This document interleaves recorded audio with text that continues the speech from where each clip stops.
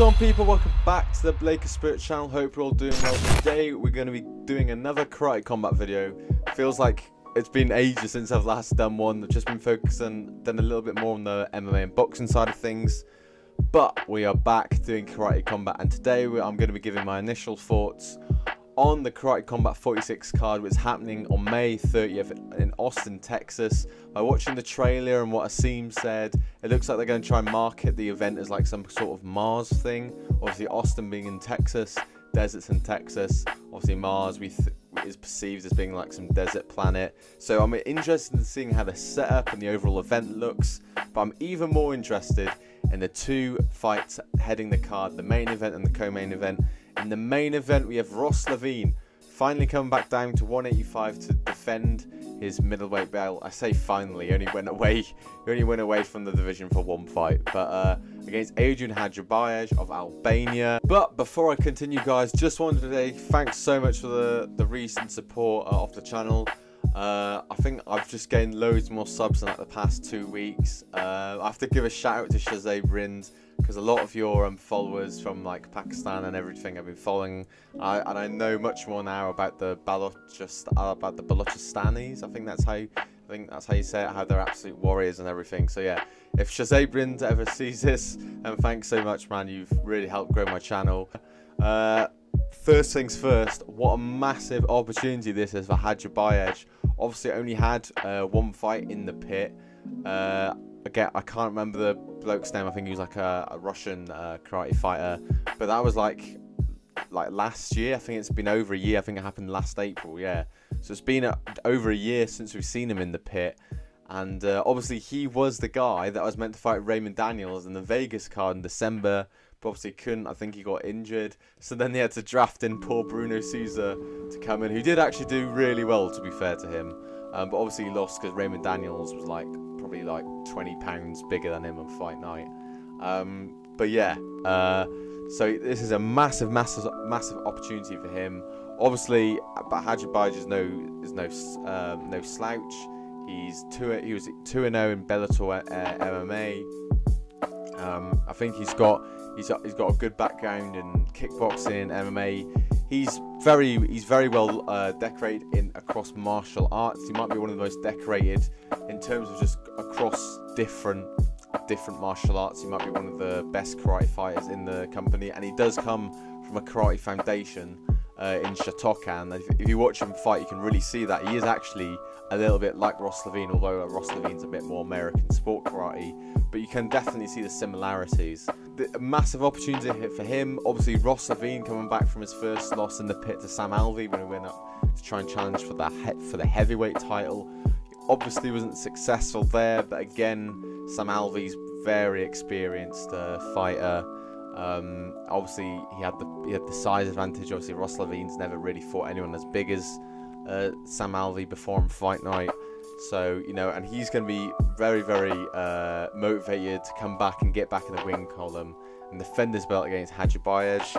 You know, I'm sure I'm not the only one, but I think Ross Levine's probably coming into this as a big favourite just because he's been in the pit a lot more. This is going to be his 6th fight in karate combat. This is what Hadribeaj's 2nd, and I know he's done amazing things outside of karate combat, but still, that pit experience is very good. I think you're seeing now as the events stack up, I think you're seeing more and more fighters get accustomed to the pit, using the pit to their advantage for trips, exits, angles, all sorts. So I do think that experience is getting a lot more important now. So yeah, Hadribeaj is probably going to be the underdog, but it's a massive opportunity, and he's been in plenty of fights before, so I'm sure he's going to do a great job. Both guys, it's going to be I'm sure it'll be a fantastic fight, a very like technical, traditional like karate kind of fight.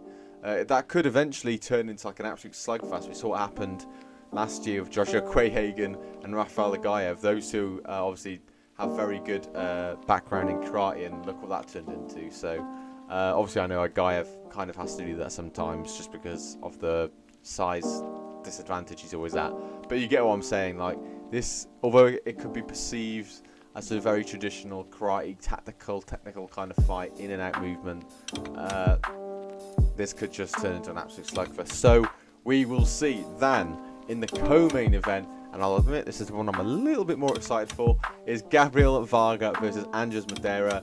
I talked about how Hadribeaj has got is one of probably the most all-rounded, decorated fighters in karate combat in terms of his martial arts history.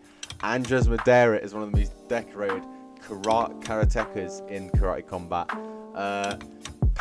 Pan American Championships, World Championships, Venezuelan National Championships. Did I just already? No, I didn't. I thought I already said that. Venezuelan National Championships, Tokyo 2020, 2021 Olympic Games. He has such good pedigree in karate.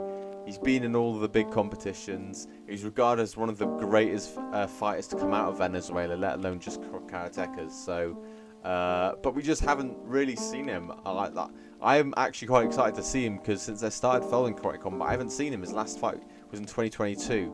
And he's 2-0. Both those fights were in 2022. And if you watch him, he's such good to watch. His tempo changes, his sweeps. It is very, very high level karate.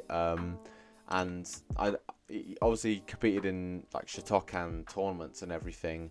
But I think he is from the style of Shiro Ryu. Which I don't think is Shito Ryu. I think it's a little bit different, principles. I don't quite know what though, I'll admit, but I'm definitely going to look into what Shito Ryu is. But yeah, if you just watch some of his highlights, yeah, like I said, tempo changes, exits, angles, in and out in and out movements is elite. And then he's going to be coming in against Gabriel Varga. Obviously, he was a glory kickboxing champion. He's got plenty of what was it? Fly in my room. He's got plenty of accolades in kickboxing, and also he's from a Shotokan karate background. And you know, a bit like Hadribeaj, he was meant to fight on that Vegas card against Gabriel Stankunas. He then had to fight Sadyukub Kakramanov.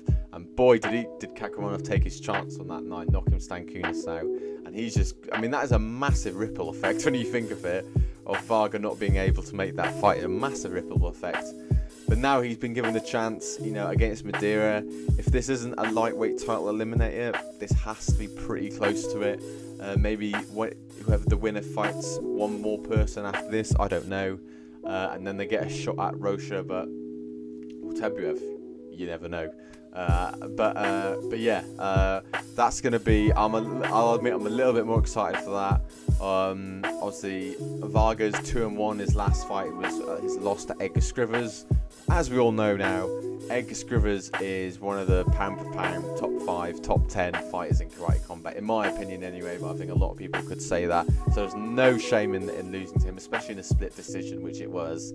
And so he made it as close as he possibly could against someone as high as caliber as Edgar Scrivers. So yeah, and also representing Canada, you know, that I think he's probably the most likely out of all Canadian fighters in karate combat to have a real crack at a title shot.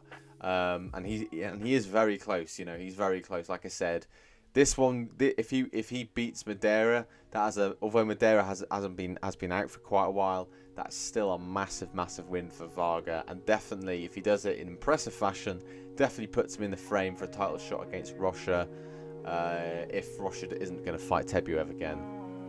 So yeah, I'm really pumped about that co-main event. Let me know in the comments down below who do you think is going to win both of these fights. Just want to do a quick initial preview to this. Obviously it's happening on May 30th, like I said, in Austin, Texas.